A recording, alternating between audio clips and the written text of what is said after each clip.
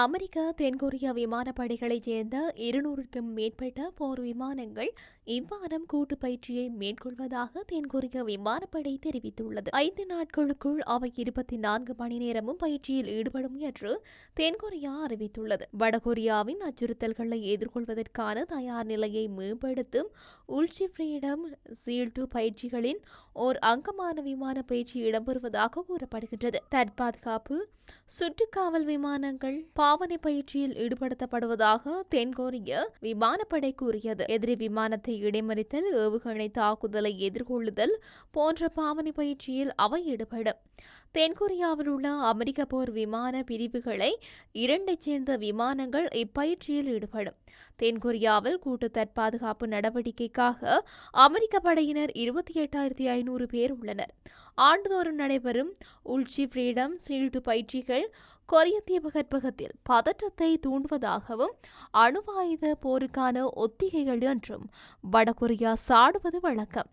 August 19 தொடங்கிய இந்த ஆண்டின் பயிற்சிகள் ஆகஸ்ட் 29 வரை நீடிக்கும். வடகொரியா அண்மை ஆண்டுகளில் குறுந்தொலைவு ஏவுகணைகள், நெடுந்தொலைவு ஏவுகணைகள், அணுவாயுத திட்டங்கள் என அதன் போர் திறனை அதிகரித்துள்ளது. தென்கொரியா அமெரிக்காவுடன் இணைந்து தம்மை அச்சுறுத்தும் வகையில் செய்யும் அனைத்து செயல்பாடுகளுக்கும் வடகொரியா கண்டனம் வெளியிடுவதாக அறிவித்துள்ளது. அமெரிக்க ஜனாதிபதி தேர்தல் எதிர்வரும் நவம்பர் மாதம் நடைபெறவுள்ளது. இதன் நிமித்தம் குடியரசுக் கட்சி வேட்பாளர் டொனால்ட் ட்ரம்புக்கும் ஜனநாயக கட்சி வேட்பாளர் கமலா ஹாரிஸுக்கும் இடையில் கடுமையான போட்டி நடைபெற்று வருகின்றது. இப்போட்டியில் தொழிலதிபர் எலான் மஸ்க் ட்ரம்புக்கு முழு ஆதரவு அளித்து வருகின்றார். இவ்வாறு இருக்க அமெரிக்க ஊடகம் ஒன்றுக்கு ட்ரம்ப் பேட்டியளிக்கையில் எலான் மஸ்குக்கு அவரது ஆட்சியில் பதவி வழங்கப்படுமா எனும் கேள்வி கேட்கப்பட்டது.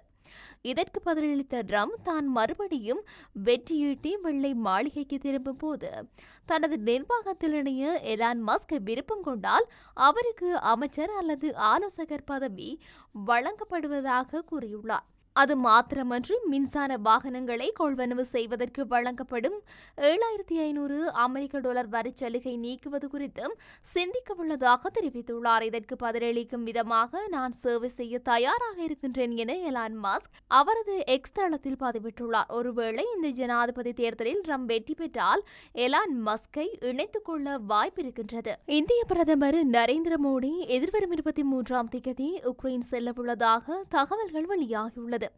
குறித்த தகவலை உக்ரைன் ஜனாதிபதி விளாடிமிர் ஜெலன்ஸ்கியின் உத்தியோகபூர்வ இணையதளத்தில் வெளியிடப்பட்டுள்ளது. இந்த விஜயத்தில் மோடி உக்ரைன் ஜனாதிபதியை சந்தித்து கலந்துரையாட உள்ளதாக குறித்த அறிக்கையில் கூறப்பட்டுள்ளது. மேலும் 2 நாடுகளின் பாதுகாப்பு, பொருளாதாரம் மற்றும் வர்த்தக உறவுகள் குறித்து விவாதிக்க உள்ளதாக விளாடிமிர் ஜெலன்ஸ்கி வெளியிட்டுள்ள உத்தியோகபூர்வ அறிக்கையில் கூறப்பட்டுள்ளது.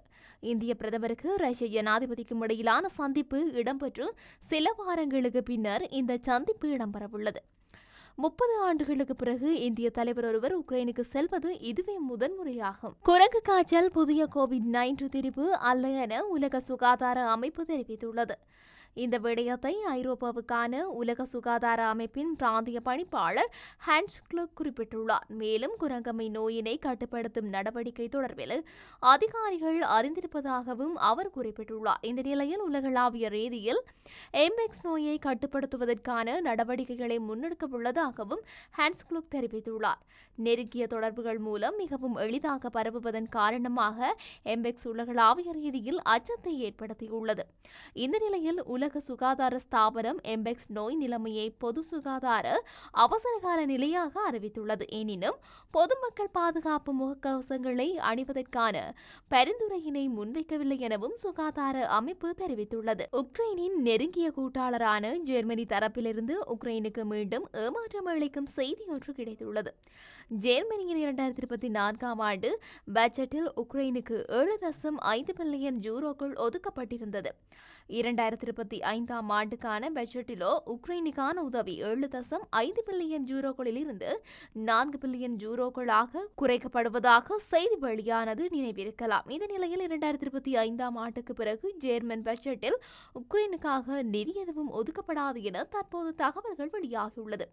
இனி முடக்கப்பட்டுள்ள ரஷ்ய சொத்துக்களில் இருந்து கிடைக்கும் லாபம் போன்ற வேறு வகையிலான வருவாயிலிருந்தே உக்ரைனுக்கு உதவுவதற்கான நிதி ஒதுக்கப்படும் என ஜெர்மனி தற்போது தெரிவித்துள்ளது. ஜெர்மனி உக்ரைனுக்கு அதிக அளவில் நிதி உதவி செய்து வரும் இரண்டாவது நாடாகும். ஏற்கனவே அமெரிக்காவில் ட்ரம்ப் ஜனாதிபதியானால் உக்ரைனுக்கு அமெரிக்கா வழங்கும் நிதி குறைக்கப்படலாம் அல்லது நிறுத்தப்படலாம் என வெளியாகியுள்ள செய்தியால் உக்ரைனில் அச்சம் உருவாகி வருகின்றது குறிப்பிடத்தக்கது. அமெரிக்க குடியுரிமை பெற்ற புலம்பெயர்ந்தோரின் வாழ்க்கை துணைவர்களுக்கு குடியுரிமை வழங்கும் திட்டத்தை ஜனாதிபதி ஜோ பைடன் தொடங்கியிருக்கின்றார். சட்டவிரோதமாக அமெரிக்காவுக்கு வந்து நீண்ட காலமாக குடியுரிமைக்காக காத்திருப்பவர்களை இலக்காக கொண்டு இந்த திட்டம் செயல்படுத்தப்படுகின்றது. நவம்பர் 5ஆம் தேதி நடைபெறவுள்ள ஜனாதிபதி தேர்தலுக்கு முன்னதாக புதிய குடிவரவு சட்டத்தை நடைமுறைப்படுத்துவது ஒரு முக்கியமான நடவடிக்கையாக பார்க்கப்படுகின்றது. ஆனால் இந்த சட்டம் சட்டவிரோதமானது என்று குடியரசுக் கட்சி கூறுகின்றது. ஜூன் மாதம் அமெரிக்க அரசாங்கம் நடத்திய ஒரு கணக்கெடுப்பின்படி 5 லட்சத்திற்கும் மேற்பட்ட அமெரிக்க குடிமக்களின் வாழ்க்கை துணைவர்கள் வெளிநாட்டு புலம்பெயர்ந்தோர் என கண்டறியப்பட்டுள்ளது. ஜூன் 17 நிலவரப்படி அவர்கள் குறைந்தது 10 ஆண்டுகளாக அமெரிக்காவில் வசித்து வருகின்றனர்.